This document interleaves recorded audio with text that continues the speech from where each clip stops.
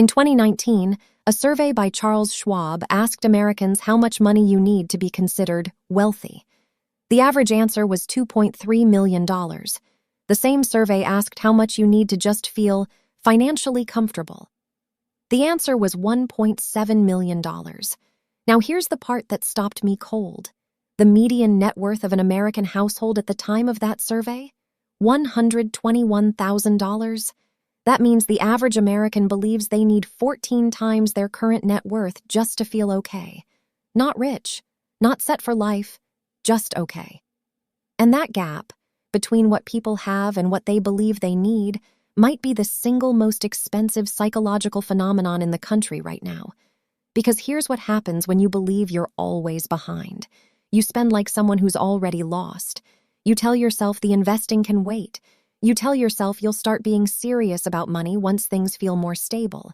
And stable never comes, because the goalpost keeps moving, because your brain keeps moving it. Today, I want to talk about the people who should have figured this out by now.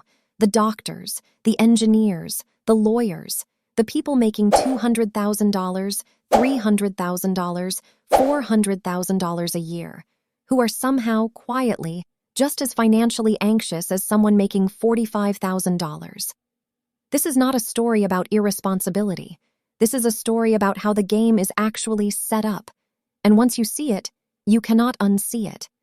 Let me introduce you to someone. His name is Marcus. He's 36. He's a hospitalist physician in Charlotte, North Carolina. He works brutal hours, sometimes 60, 70 hours a week. He finished medical school at 28 with $310,000 in student loans. He started his attending salary at 31, $285,000 a year. By any external measure, Marcus made it. He drives a BMW 5 Series. He owns a 4-bedroom house in a good school district, not because he has kids yet, but because that's what you do when you become a doctor.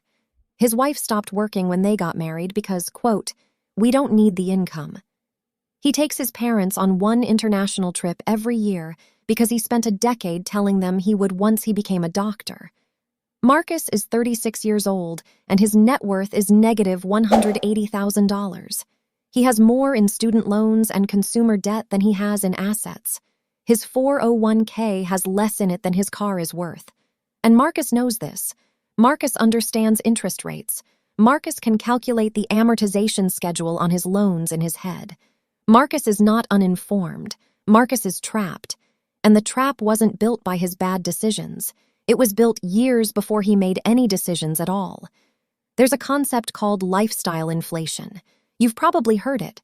Spend less than you earn. Don't upgrade your life every time your income goes up. Blah, blah, blah. But that framing misses something important. It treats lifestyle inflation like a choice. Like Marcus woke up one morning and decided to be irresponsible. That is not what happened to Marcus. And it's probably not what happened to you either. What happened to Marcus is something researchers call expenditure cascades. And it works like this. When income goes up, whether it's a promotion, a new job, finishing training, spending doesn't increase gradually. It jumps. And it doesn't jump randomly. It jumps in clusters. The BMW doesn't come alone. The BMW brings a bigger insurance payment. The BMW brings the parking spot at the nice garage downtown. The BMW brings the subtle social expectation that the rest of your life matches the BMW. The house doesn't come alone. The house brings the furniture to fill it. The furniture brings the home warranty. The house in the good neighborhood brings the private school conversation. Because that's what people in that neighborhood do. Every major purchase is not a single decision. It is the first domino in a cascade of connected expenses, each one individually defensible, collectively devastating.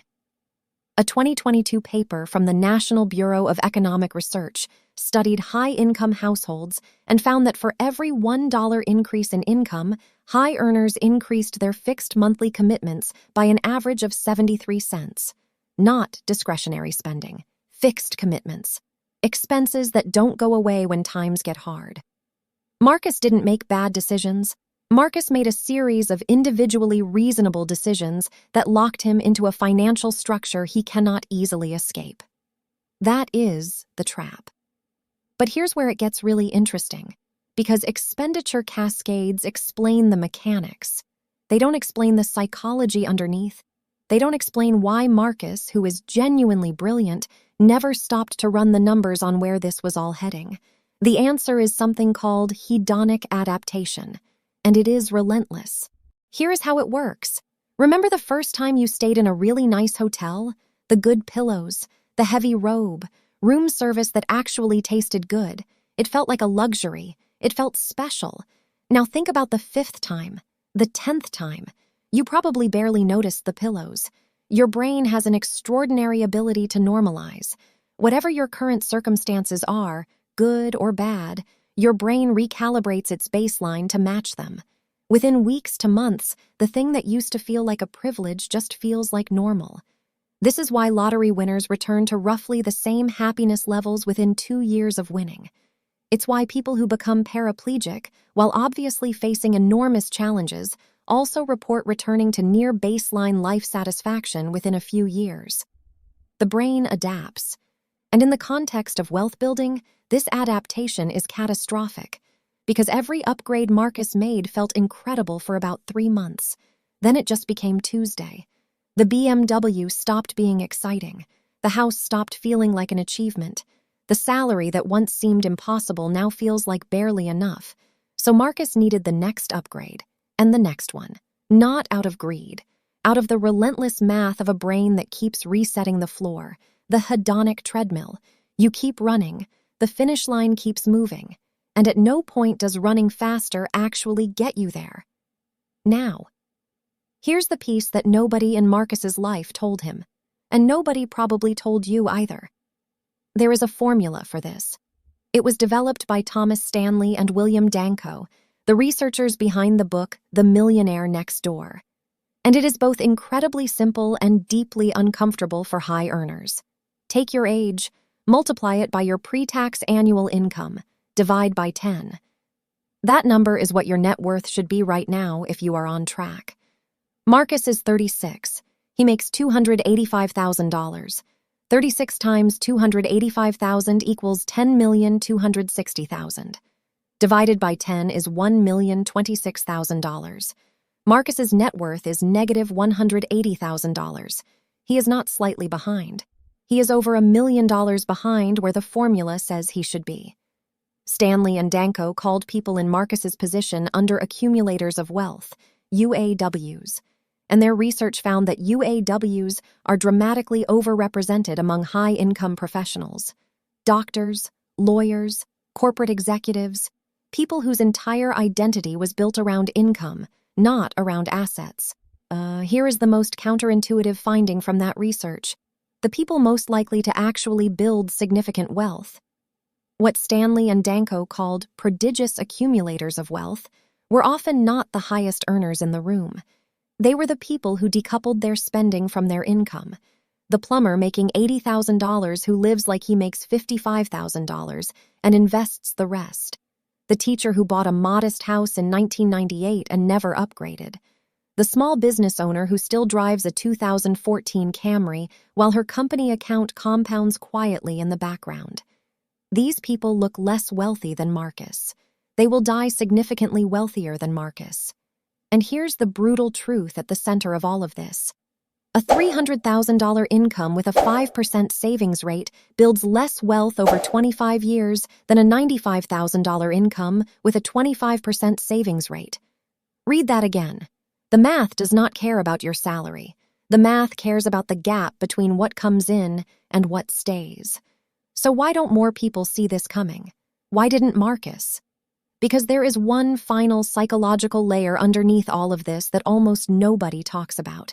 It's called identity-based spending, and for high earners especially, it is the most invisible and most expensive force operating on their finances. Marcus didn't buy the BMW because he needed reliable transportation.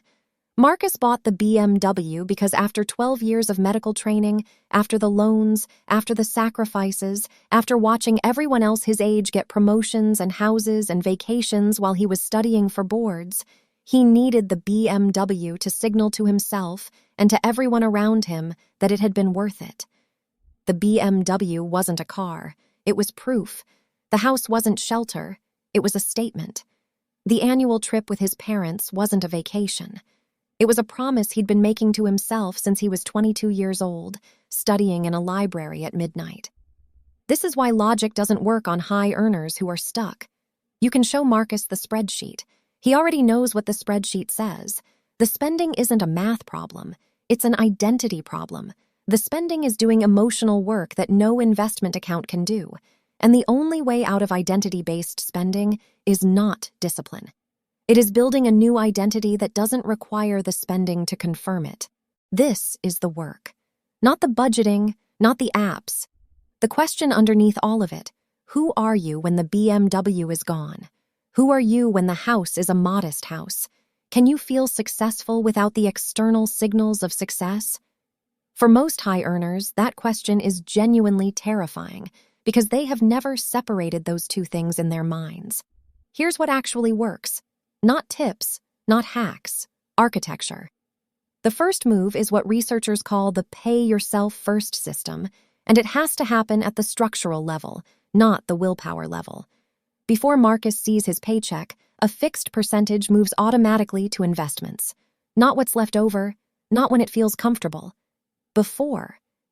Every study on savings behavior shows the same thing. Automation produces dramatically better outcomes than intention, regardless of income level. The second move is harder. It's defining what enough looks like. In writing, before you earn it, and committing to not upgrading past that line when income grows. This sounds simple. It requires confronting the fact that most of what you're chasing is a feeling, not a thing. And feelings don't get satisfied by purchases. They get fed by them temporarily and return hungrier. The third move is the most uncomfortable. It's running your own Stanley Danko formula right now, today. Your age times your income divided by 10. Write down that number, then write down your actual net worth. The gap between those two numbers is not a judgment. It is information, and information is the only thing that can interrupt a pattern that has been running on autopilot. Marcus is not a cautionary tale. Marcus is a case study in what happens when a system that was never designed for wealth building runs unchecked in a life that looks, from the outside, like it has everything figured out. The most dangerous financial position in America right now is not poverty. It is a high income with no assets and a lifestyle that requires every dollar of that income to maintain. Because poverty has a ceiling on how much it can cost you. A $300,000 income spent entirely, with nothing building underneath it, has no ceiling at all.